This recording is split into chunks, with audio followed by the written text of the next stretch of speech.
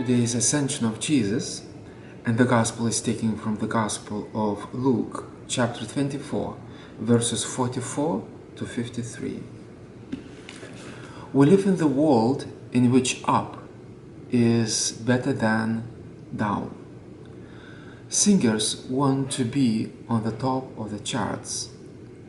Athletes want to be on the top of their game, and students want to be on the top of the class.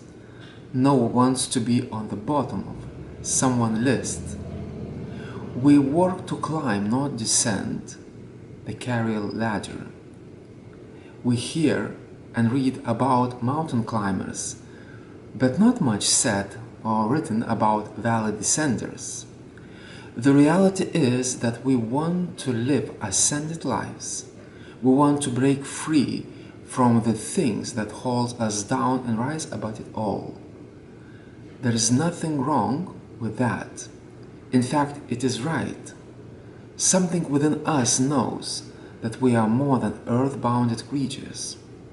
The problem is that we have distorted what ascension and an ascended life mean.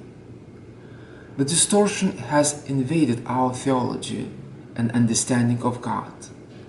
In the distorted view, God, heaven, and holiness is up there, somewhere, while we are stuck down here.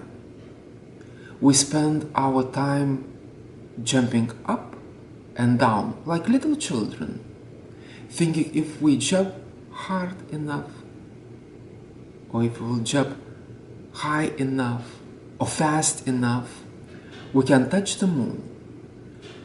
This gets lived out in so many ways. It almost always involves comparison, competition, and judgment of some kind. We compare ourselves and our lives with other people and their lives. We compete with each other, believing that for us to ascend, the other has to descend or at least not jump as high as us. We are forever judging ourselves and one another. We fill our lives with a business hoping to climb to new heights.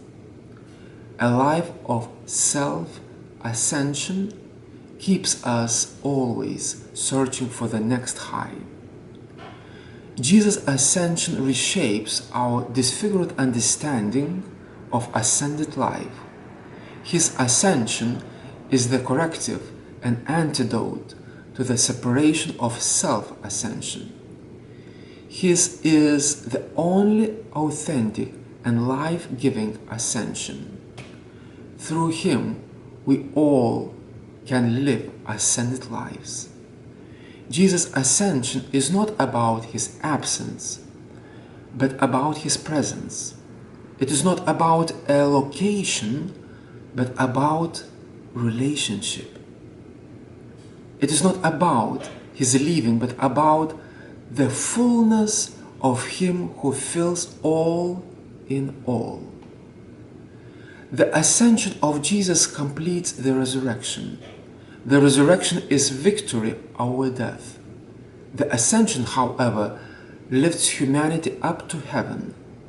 The ascension is more about letting go than it is reaching and grasping.